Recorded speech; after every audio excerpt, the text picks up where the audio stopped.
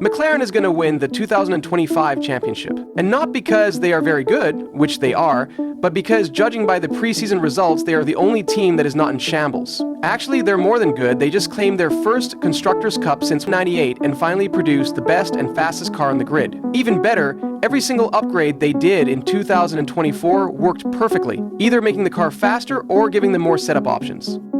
Here is my case. There are 10 teams in F1, and let's take a look at every single one of them and see if they can win Constructors in 2025. Kick-Sauber has never been a contender in 2024, and there is a good reason for that. Their bright neon crypto livery spent the whole year at the bottom of the field, and thanks to pit stop problems and super conservative development, they completely fell off anyone's radar for anything meaningful. The team was being really careful with operations and spending while they were changing from a private team to becoming the Audi Works team.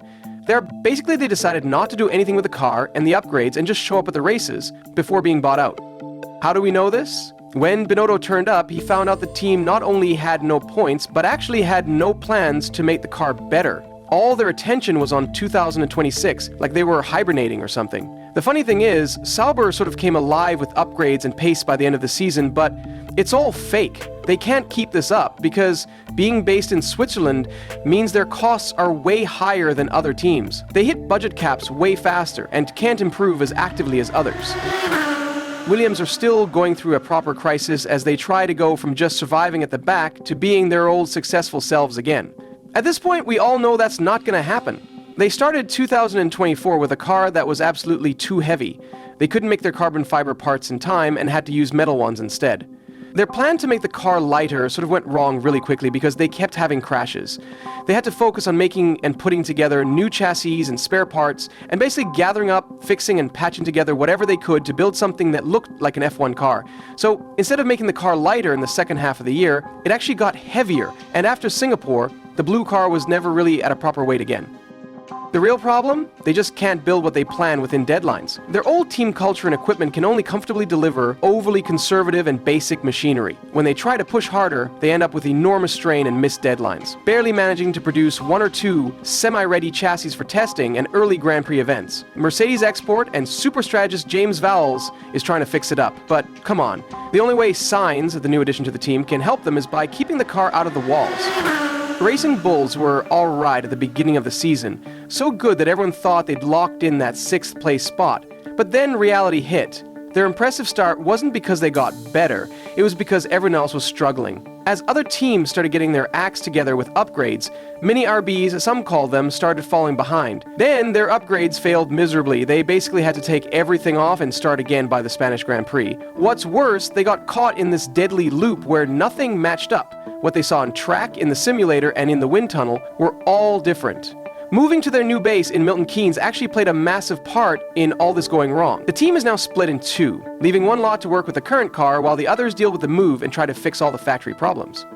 In 2025, the white team basically just needs to get out of their technical dead end. This is going to be really hard considering they've got rookie Isaac Hadjar and Yuki Tsunoda, who's not exactly known for his engineering feedback, replacing Daniel Ricciardo and Liam Lawson, who actually knew how different cars worked.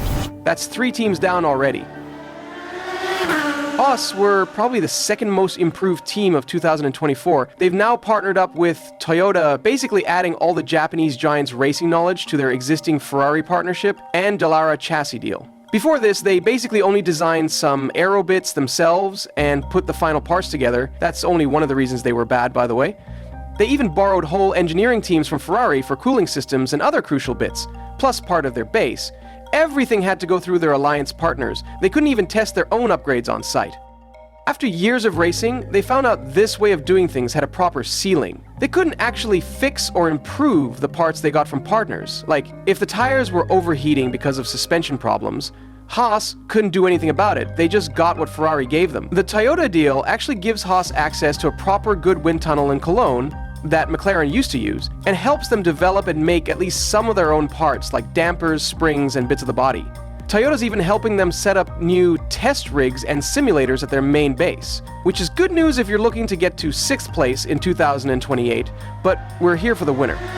Now, Alpine is known for changing the entire car every season. This means their early season cars are always really hard to drive, too heavy, eat up their tires, and you never know what they're going to do next. in 2024 was the same song and dance. Their weak engine meant no straight line speed, and their attempts to fix it with extreme aero packages just failed. They'd end up patching weaknesses with heavier and cruder fixes, and after each early season failure, they'd shake up either the engineering staff or management. But this time, with new technical chief David Sanchez and new leadership in Flavio Briatore and Oliver Oakes, they're actually fixing stuff instead of redoing the entire car. This led to Ocon and Gasly getting this absolutely mental double podium in Brazil. Pierre was even consistently fighting around the top 6 with the upgraded car, showing they'd actually gotten close to Mercedes level. So their main job over winter is pretty simple: finally stop changing everything all the time and keep what's actually working. However, that's another work in progress and not a winner. Aston Martin is a non-contender cause they've got Stroll, and we could leave it at that. However, they can't build cars as well, so that's more bad news. Fernando Alonso says the 2024 car was absolutely mad to drive. Sometimes the front and back of the car wouldn't work together in corners. One end would work at corner entry while the others seemed to disconnect mid-corner. Then they'd switch roles. Imagine trying to control that. To be fair, Aston Martin had the same problems as Mercedes because they were using the same wind tunnel. They also moved to a 250 million super base and had to take care of that, with staff split between old and new facilities. These growing pains are no joke. They're trying to get their new star signings settled in, who won't even start until 2025. Plus, their team boss, Mike Crack, keeps talking about how they need to arrive in Melbourne with a much faster and more manageable car, start the season better than last year, and then make the right development calls. Good luck with that track record. They even need to coordinate their soon-to-launch wind tunnel with their Mercedes borrowed one. That's double the work for their engineers. Therefore, they're going to be conquering midfield at best. That's another work in progress. We can keep Mercedes short as well. Last year, Russell actually dominated Hamilton on Saturdays because his more aggressive driving style, deep, powerful braking, and pronounced steering inputs would get the tires working straight away. But in the races that didn't work, especially in hot weather, Hamilton struggled because the car would go crazy with even tiny track changes. Whether it was slightly different rolling speed or air temperature, the car would completely change its behavior. So the car is bad and they have to fix up a lot of things, but their track record of the last years shows Toto is not very good at that. The direction for winter development seemed clear with these known targets, but now Hamilton's gone and taken his effective setup engineer with him. They've lost that experience of adapting driving styles and finding the right approach within a lap or two during races. One driver's strengths used to highlight both their teammates and the car's weaknesses. Now they'll need to either figure out what their drivers want from the car, or finally teach both to work with what they have. Plus, they got a rookie on the team now who's been promised input in car development. That's one too many reasons for anything to work in their favor this season. That's 3 teams to choose from. Now, Red Bull are being absolutely open about what they're working on. Their engineers have to make a car with a bigger operating window that doesn't need to be driven right on the absolute limit where it's really hard to control, plus handle curbs without jumping. Max was saying it bounced like a kangaroo and lost tons of time at certain tracks. According to Helmut Marko, their basic concept is done, and they're just seeing how much weight they can save now. They're planning to show the car at London's O2 Arena on February 18th, so they're in final tweaking mode. And now, they've got a rookie on the team who actually looks very good during the interviews, but we don't know about his driving ability yet. However, I think that's enough changes for them to deal with. I think it's going to be a year of Max fighting alone at the front once again. They're aiming for greater predictability and strong performance across all tracks, not just specific ones, trying to copy what McLaren achieved. But with all these changes and a new driver to integrate, it's going to be a tough ask. I would bet on another driver change later in the season cause Red Bull is known for having zero patience.